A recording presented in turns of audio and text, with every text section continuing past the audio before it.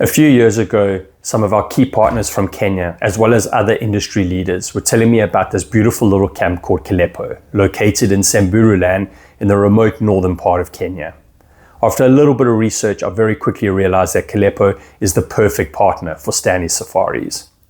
In 2024, I spent 2 nights at the camp, getting to experience everything that it has to offer.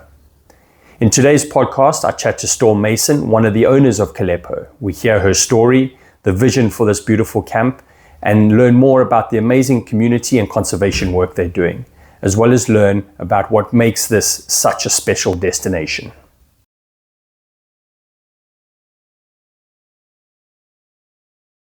Hello, everybody, and welcome to another episode of the Stanley Safaris Podcast. I'm joined by Storm Mason from Kalepo. Storm, her husband Rob, and their son Angus live up at Kalepo in Samburu, one of the remotest camps I know of in Africa. And it's great to spend some time with you, and thank you for chatting with me today. Oh my gosh, Sean, what a pleasure. Thank you for inviting me. I think it's great to have the opportunity to tell our story and promote what we're doing. My husband is actually here, but he's actually running around. My son's here as well. But you've got me, so yeah, go for it. Perfect. Well, let's start. Just tell us a little bit about, or a lot, because I know it must be it's a great story. Obviously I've spent time with you at Kalepo, and I know your story. But tell us how you ended up in Kalepo. What was the vision and why? Why are you there? How did you get there?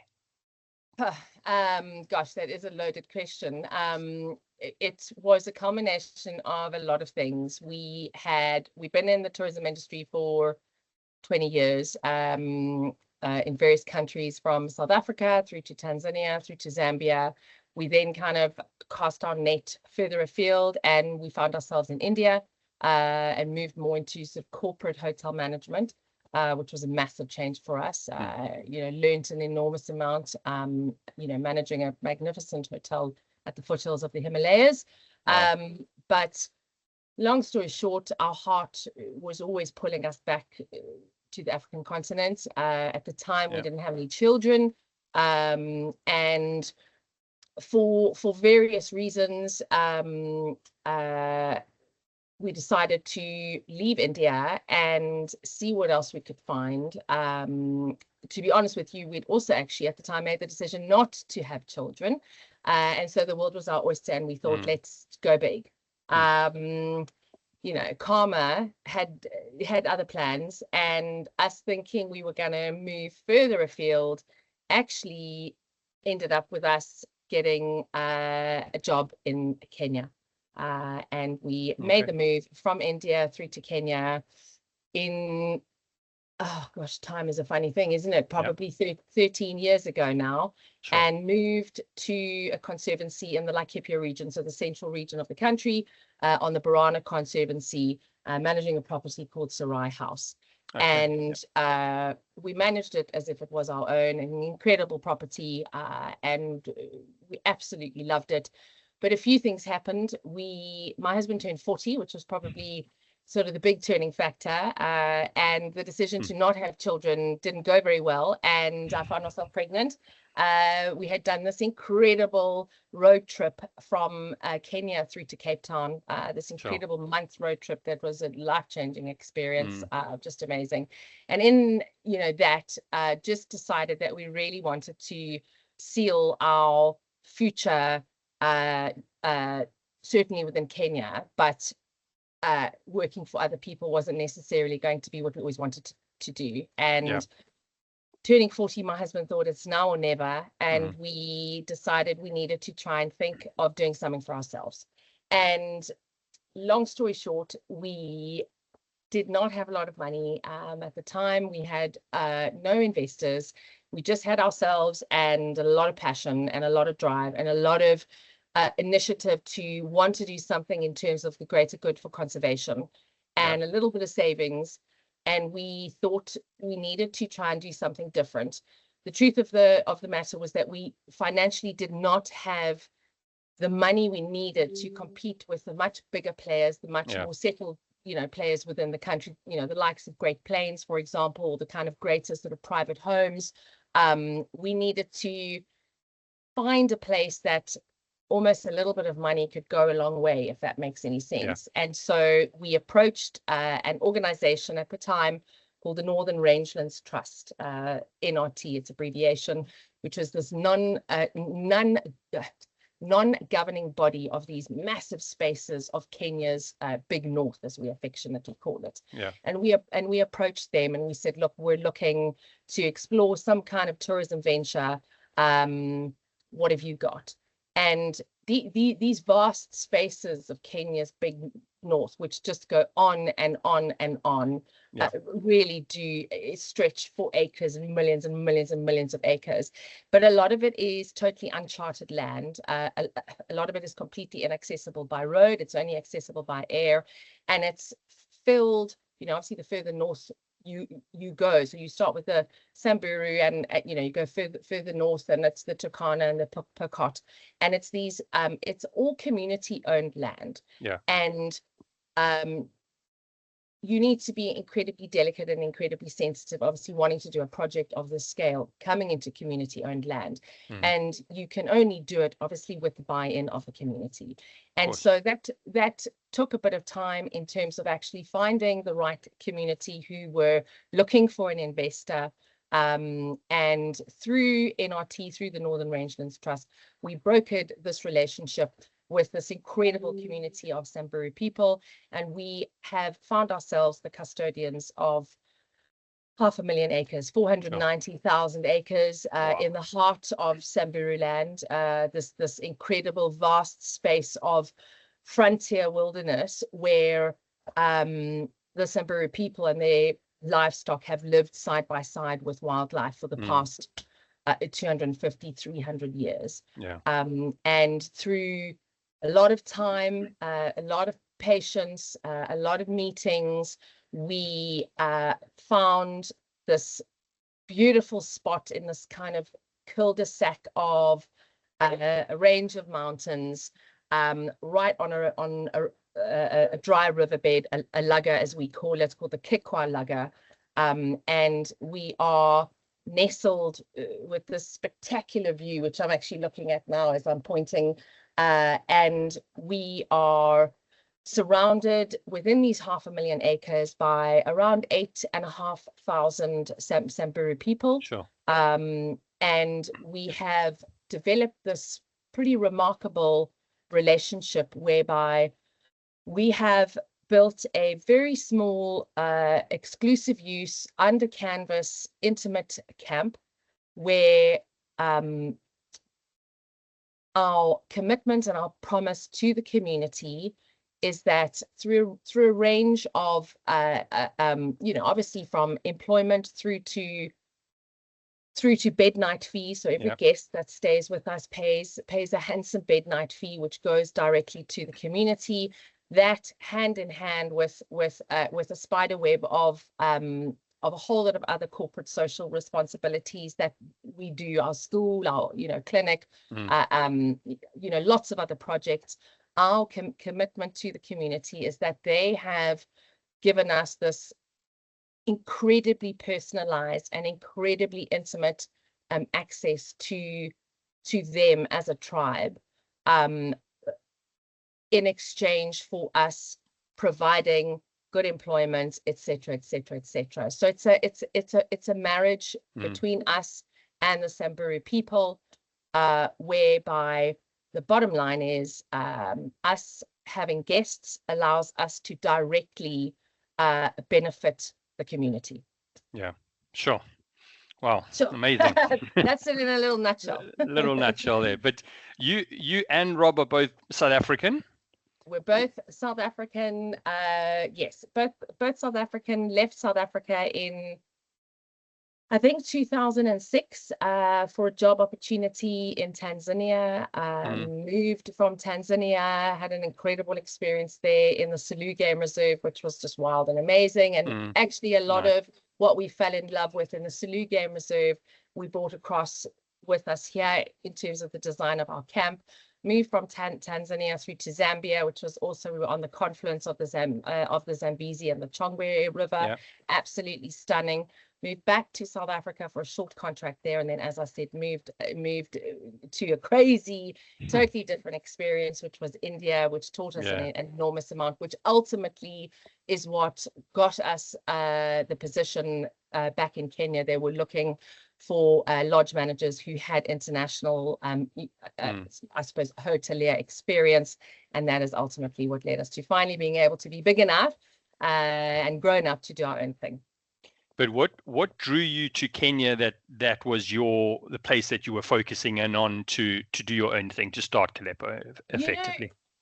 To be completely honest with you, Sean, there is, and I'm sure you would say the same thing, and I certainly we certainly hear it all the time from the guests that we have the pleasure of hosting. There's just something about the Kenyan people. They have this phenomenal warmth and this incredible genuineness that just is about, it's just happy, it's just sunshine, it's just feel good. And there's a saying that people come to wildlife. My apologies, let me start again. People come to Africa for the wildlife. Yeah. People come back to Africa for the people. And it really does ring true here. And we were managing this, beautiful, beautiful home on this incredible conservancy with amazing, wildlife. But what kept us here, what solidified the decision, was the people. Yeah. Kenya is home. It's definitely home, and we're incredibly proud of what we've created. And we now have created our home, within northern Kenya. So it's the people. They steal your heart. Yeah. No, we hear that time and time again. People cry when they leave the camps because they really get to know the staff and the team there so well. Very moving. And it kind of leads in, and we're finding more and more people spending more time at places, at camps, rather than jumping around so much. And that also gives them that ability to really get to know the staff. The staff are there for your entire stay. The waiters, the cleaning staff, the guides, all of that. And you're spending so much time with them. We hear it time and again where people fall in love with the people that are at the camps and the tribes and local and everything that they're meeting. Absolutely. Amazing. Yeah.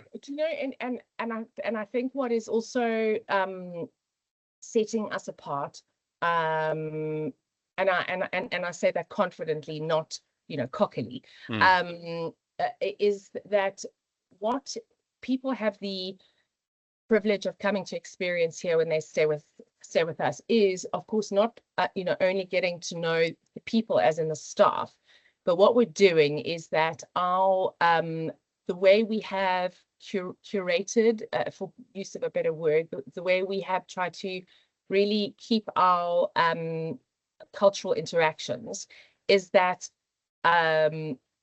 you're not just going into a stranger's village. You're actually going to one of our staff members' homes. And I actually don't like the word village, because it's not a village, it's a homestead. And so you're all of a sudden finding yourselves, whether it be the waiter who has poured your glass of wine the night before, or, the housekeeper who's brought you a cup of coffee in the morning, you then all of a sudden find yourself in a situation where you are in their home with their mother, who is pouring you a cup of tea. There is not necessarily, in fact, not at all, there's no level of conversation, because, neither of you can speak the same language. We don't need to speak the same language over a cup of tea in a person's home. And that in itself is so incredibly humbling. And and then you come back and you go off and you go and you go and spend the afternoon in the riverbed playing some games with a group of warriors, just as Sean, the warrior games. And you see this exceptional bond of this genuine brotherhood, and it's so incredibly warming and incredibly humbling. And then you come back to camp, and there are these three bonkers, Rob Storm and our son Angus, who've kind of interwoven ourselves into this incredible story, and you're drawn into our home. And it just is it's an incredibly meaningful experience. And people do leave very moved, and people do leave saying we're going to come back, and they actually do. And so that, there's your proof. Yeah. So often when we talk about cultural experiences across Africa or around the world, actually, people have this negative connotation that it's a contrived experience, and they're putting on their clothes, they're coming to dance for the tourists, and then they're going back and doing all of that. And we try and get this authenticity of the experience, of the cultural experience that you guys offer across to our guests. So talk us through that in the sense of the beneficial experience for both parties coming and experiencing the Samburu tribe. And they're a very proud people. So just talk us through how you keep it real. And that really is we're so aware of what we are holding in our hands, and that fine balance between keeping it as raw and honest and real as we possibly can, and losing that, whereby it becomes, just as you said, this sort of socially awkward, cringe-worthy, horrible experience that is so staged. And again, and it's as I was saying to you earlier, I have a wonderful agent with me at the moment who I've been speaking to, and I've been trying to get her to buy in and send us some guests doing what we're doing now and kind of having a chat. And I think you would agree that it's an incredibly difficult concept to sell, the authenticity of what we're doing without actually experiencing it, because the I suppose the fluidity of how we do it and the intimacy of the interactions is so hard to explain. But I suppose what you could say is that, for example, going to the Samburu homesteads, the truth of the matter is actually whether you were there or not, what is going to happen that morning is going to happen. And they are simply going about their day as they would, doing what they would, and we're allowing our guests the opportunity to basically just be there, be present, and be a fly on the wall, for a better description, and see what it's about. In other words, the only thing that we ask our guests before going to the village, so the night before, when we're getting all their details and kind of filling them in on how the day is going to work, is to be punctual. So to please be on time. If the vehicle is going to leave at 6:30, we're asking you please to be punctual, because if you are late, you are going to miss out. We do not tell the homesteads to wait for half an hour because the guests are late. Their day needs to crack on. And the moment you start giving the instruction to wait until the guests are there is the moment you lose the moment, and it's the moment it becomes a show. And so and I get a lot of people that ask me, so what are we going to see? And of course we certainly have a rough idea. So of course the Samburu life is all focused around their livestock, and the first thing they do in the morning is their milk. So they milk all their livestock. So you're going to be a part of the milking, and then they're going to take the livestock out and they're going to go and water the livestock for the day. But what you don't necessarily can always guarantee is what you're going to see in the homestead, because perhaps the baby was born in the night, perhaps somebody got sick in the night, perhaps a hyena killed a goat in the night. There's so many things that happen, and you're just a part of what it is. And it's I may have used the word already, but I do struggle for use of a better word. It is an incredibly humbling experience, because it is so humbling that there really and truly are still these pockets of people who are living the way they are living. It's not National Geographic. It is the real thing. And quite honestly, other than the cell phone and the motorbikes, modern day Samburu land, these incredible people are still living the way they've been living for 3 centuries. And we live in this fast-paced world, and progress and things are changing all the time. There's this incredibly rare opportunity to see life as it was and to see the real thing, and there is something so incredibly powerful about that. And what we see all the time is that guests come here and they're experiencing these moments, and then they're sitting back and they're processing it all, and they're associating it with their fast-paced life in New York, or whatever it may be, and how it just has that ability to change your perspective and allow you to have this incredible level of empathy. And Sean, I suppose I'm not really answering your question really very well, but it's we have really kept it as unstaged as we possibly can. You guys can do that because of where you are. You are working with them. You're partnering with them in Absolutely. their domain, and you're so far away from everywhere else that you're not on this tourist trail that is kind of bringing buses through, doing the show, moving on to the next one. This is the real deal. It's the real deal, and it when we moved here, when we broke ground here, and we started the build, Sean, there were no roads. I'm really talking about being on the front line. This is pioneering stuff. This is frontier conservation, and there were no roads. So obviously one of the very first purchases was a tractor, so we could build a road, so that we could bring the trucks in to start the build. And it was so darn difficult, and trying to build something that is actually very nice, which is what we have successfully done, is not easy. And there are a lot of challenges, and then the rains come and they wash the roads away, and then the rains came actually and they washed our tractor away. And so it's been we certainly found ourselves in a situation where certain children were seeing white people for the first time. And there's a so the word here in Kenya, mzungu, which means white person.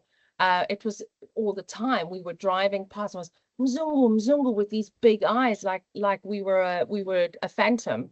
And it's kind of like a step back in time. That could maybe be it. It's a little bit like going back in time here.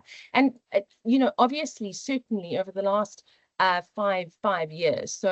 So we broke ground in 2019 with the intention of opening in April 2020. It was a very difficult time, and as it was for the whole world, it was an incredibly challenging time. But let's move 2 years down the line, 2022, through to now. Let's just say to the end of 2025. So the last 3 years, of course, we have brought change and progress to the community through employment, through better schooling facilities, through better medical facilities. So of course there's been change, but it's been change for the good. And what we have really focused on is that by showing value in holding on to their traditions, you can still improve the conditions. A Lakers baseball cap, no offense to the Lakers, a baseball cap, or an Emirates football shirt, or whatever it may be, isn't change. We've curated an experience that is the real thing, and it's quite extraordinary. Yeah, well done. Oh, thank you. And we finding, one of our whole philosophies with Stanley Safaris, and when we're talking to our guests, and that is chatting through all of the other things that you can do in Africa aside from going on a game drive and trying to tick off the big five. And whenever, like you said it earlier, when everybody thinks of Africa, they come for the wildlife and they return for the people. And this for me is where I love Kenya, is because you have these really raw, incredible experiences away from the game drive. You go and do your game drives in the Mara and get your big cats and all of your big game there, and then come to somewhere like yourself and just really immerse yourself in the wilderness, because there's nobody else around for hundreds of kilometers, and immerse yourself in the incredible culture and learn from it. Like you were saying, someone from New York coming and seeing it and just kind of sitting back, trying to take it in, compare his busy life with the lifestyle there. I've seen it for myself. I've been with international guests and that, with you, with other cultural experiences, and that realization of this still happens. It still goes on. It's incredible. It still happens, and again, just touching on what you've just mentioned in terms of wilderness, there is and I think we possibly naively didn't actually at the time comprehend what an incredible luxury that is. And we were, obviously incredibly focused on the culture and the people, but the scale of the wilderness was sort of always on the back burner, and it's actually right up there. The kind of sort of modern day luxury is pure wilderness, and you do get this phenomenal sense here, this very real sense, especially when you fly in and you actually cover the ground that you cover, and you're going over this just mass of space, and all of a sudden you're dropped in, and then there's this camp, and there is nobody else except you, and that's really tangible. And there are not a lot of spaces left anywhere in the world where you can have that genuine sense of wilderness, and you definitely have that here. So to give us a sense of the remoteness, how long does it take you to drive from you to Nanyuki, which is Nanyuki is your biggest kind of So Nanyuki is our sort of closest functioning town. No, I wouldn't even call it a city. It's a little town. Nanyuki is where our sort of hub is. So our son goes to school there. We have an office there, and the office kind of overlaps as our warehouse, where we consolidate, all of our orders and our resupply and our vehicles. So, example, I've just had a vehicle leave now. They'll drive in, they'll spend the night there. We'll reload, or we'll load tomorrow, and then the vehicle comes in. And it's about 5 hours south from here to Nairobi. It depends kind of what time of the day you drive, but it's around a 12-hour drive. It's not close. If you don't just pop home, if you or just pop to the shops if you've got to buy lemons. It's very far, but we've as I said, put our own roads in, have our own airstrip. Our airstrip's about 25 minutes from camp. It's in the middle of nowhere, and how cool is that? Amazing. Yeah. Very, very cool. So talk to us a little bit. You touched on the amazing work you're doing from a conservation and community point of view. Talk us through a little bit more of that. What exactly are you guys doing? And the reason we talk about it is important, obviously, for our guests to know that by spending the money coming and staying with you, the money is going into the right places. And that's why we don't book big corporate hotel chains or anything like that. We prefer and only work with privately owned camps like yourself. That's, you've put your life savings, your passion, your whole life has gone into this. but yet you're still giving back, and it's important for our guests to know that the money is going into right places. So yeah, talk us through a little bit about your amazing work you're doing in the community and conservation. Yeah, there are so many arms to what we're trying to do, and it's been a very interesting journey over the last few years, trying to really streamline and pinpoint exactly what it is that we do and don't need to be doing. Often initially, you come into a space like this and think, oh, I must do this first, and I must do that first. It takes you time to kind of figure it out, because the most important or the key factor here is that everything we're trying to achieve, or everything we want to do, as I said, only can happen with the buy-in of the community. And these things take time. But I'm digressing. But first and foremost, so the nightly fee which is $150 per person per night, which every guest pays when they spend the night with us, obviously comes to our community, and they have various projects that they are supporting, from scholarships through to proper grazing management. There are a whole myriad of projects that the community,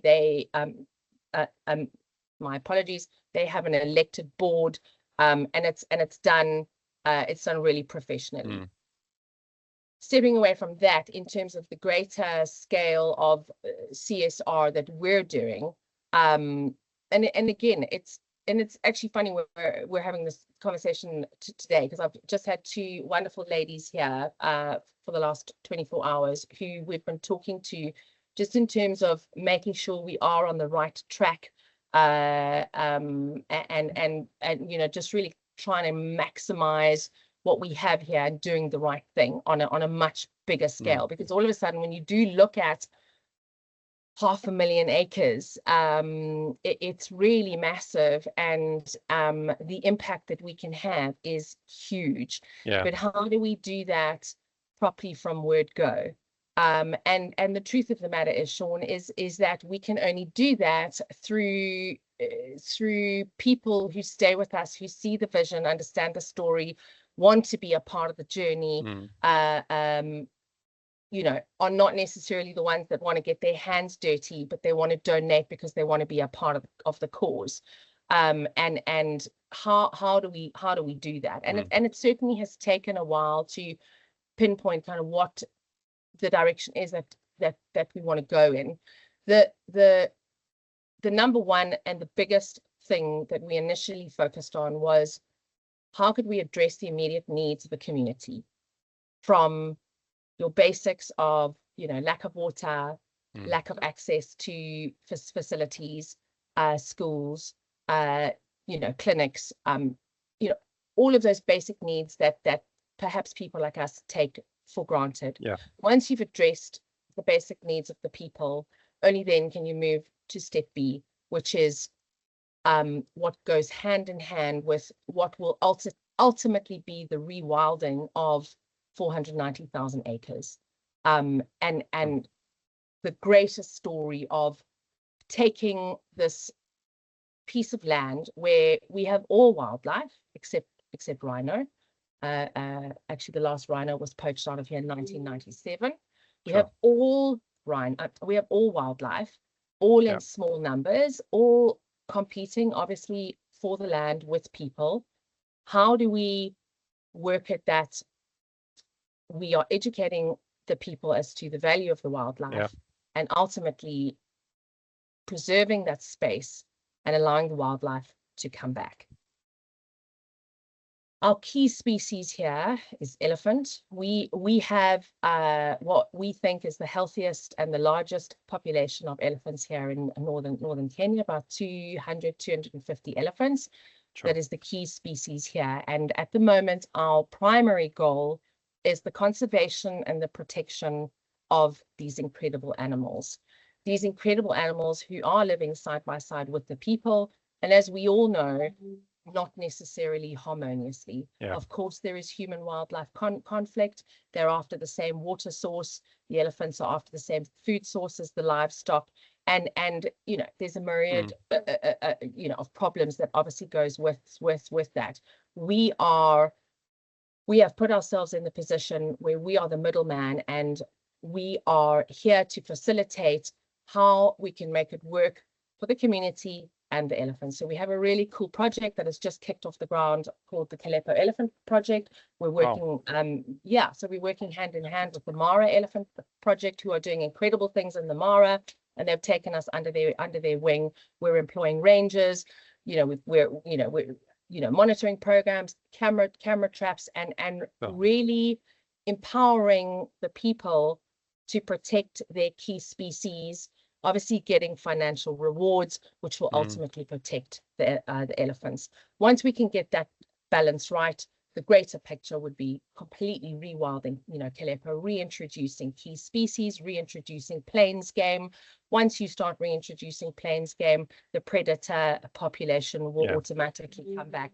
And the idea is to finally get the balance right, and to create a space where a community of people who once viewed, let's say, lion as their enemy would now view lions as their asset, and that takes time. So we've got that on the go, which is super exciting, cool. And it's really very, very cool. And I think 2026 is really when we are going to see the momentum going, and we're really excited about it. ... Watch this space. Then in terms of sort of possibly slightly smaller projects, but certainly no less important, so we're trying to roll out a mobile veterinary clinic, where we're not only focusing on the wildlife, but we're actually giving them, the Samburu people, an opportunity to look after their domestic animals, from vaccinations, which of course sort of spirals into wildlife, sterilization programs, being able to just kind of take care of the general welfare and kind of animal husbandry of the domestic animals. I'm about to employ a full-time vet technician that'll allow us to do constant welfare and education. So that's really exciting, and something I'm incredibly passionate about.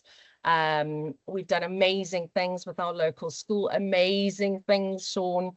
And I think of the road we've walked with our local school, where it was the saddest, most depressing little building to go and visit, through to this incredibly inspiring school that we've turned it into, our local clinic that we've literally just been able, through the kind donorship of some wonderful people, we've been able to provide power. We've been able to provide running water. We've been able to provide hot running water, which previously they were lighting a fire on the ground with a pot and they were boiling water, and that was how they were delivering babies, by cell phone torch. So really, really, really very moving things, to an incredibly exciting women's agave project, which is taking overgrazed land, planting it over to agave, which is a arid plant, needs very little care, whereby it's completely taken care of by ladies, so empowering the woman within the community, whereby it's actually a fantastic fodder crop for cattle when they have droughts. So it's got multiple benefits. Ultimately, we've just built a indigenous tree nursery. We are growing our own indigenous trees, with the idea being we will replant trees within these agave plantations to allow the ground to actually bounce back. Oh my gosh, I can. So much in such a short space of time. Yeah, no, so much in a short space of time, because we do want to make a difference. Sean, and we do want to take this space and make it even more magnificent than what it really is. We're not getting any younger, so we need to crack on and we need to do it. Great. And talk us through, and we've spoken a little bit about the experiences that you can have there, but talk us through the camp. Why should people come and stay at Kalepo? We've spoken about the homestead and the Warrior Games, touched on that briefly. Yeah. What else are people doing when they're coming and staying with you? Oh gosh, from a visit to the Samburu blacksmiths, who just are this really humbling sort of duo of brothers who are making all the all the necessary things, from spears, knives, cowbells, jewelry, all the items for the Samburu people that they use traditionally, that are getting made in a little hole in the ground with some little bellows on the fire. I've seen it. It's fascinating. It's fascinating. Blew my mind what they can do just sitting on the ground there. On the ground, and what is actually also so cool about it is that they're making stuff not for our consumerism world.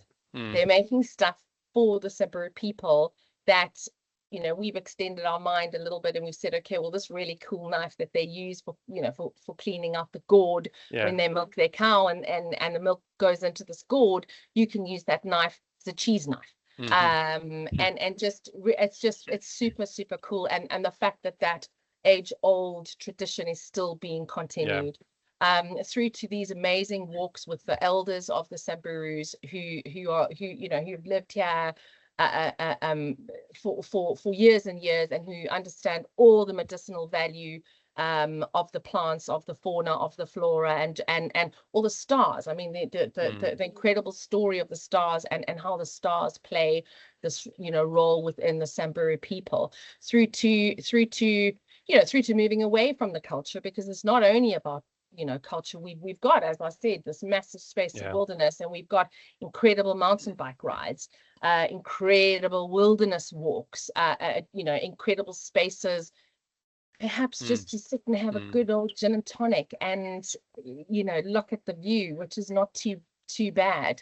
Through to actually, Sean, quite honestly, going on safari certainly can be quite exhausting, especially when you are in the Masai Mara, and you're up at the crack of dawn, you're out in your full day game drive. There's go, because you don't want to miss out on anything, and never miss a game drive. That's my advice, people. Yes.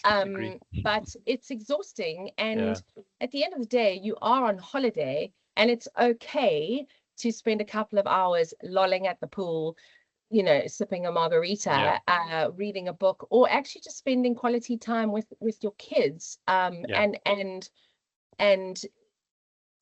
just being on holiday. It's not, you don't have to constantly be on the go. And or through to, we have a great gym, we have a great spa, we have a lot of active guests who are training for the New York Marathon or the London Marathon, and want to run, and they come in, and let me tell you, our Samburu team, they can run.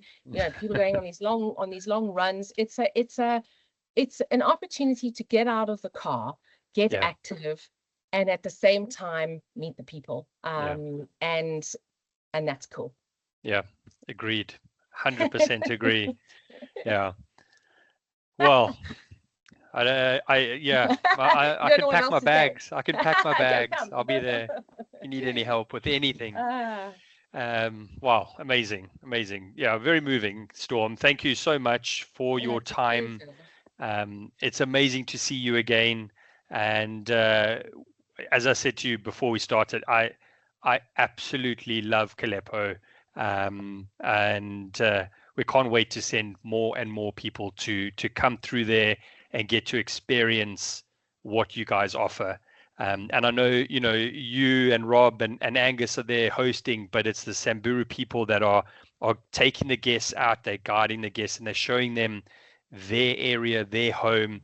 And as I said, they're very, very proud people, and it comes through in everything that they do. Absolutely, and that is an important thing that you mentioned there. We are here, and we're making sure that guests are very well taken care of, but it's not our show. And it's an opportunity to really spend as much time as you want with these amazing people. And I suppose in a nutshell, which maybe allows me to answer the question that you did ask me, why do you want to stay at Kalepo? Kalepo is at the forefront of sustainable tourism. And your money is really benefiting the people and what is ultimately going to benefit the wildlife.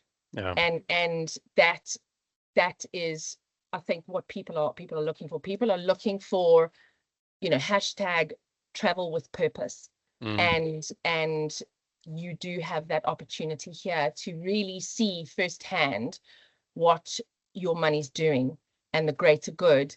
And I think everybody loves a story of hope. It's this feel-good story that there are really good things that are happening, and Kalepo is certainly one of those things. Yeah, perfect, amazing. Thank you. Right. It's a pleasure, Sean.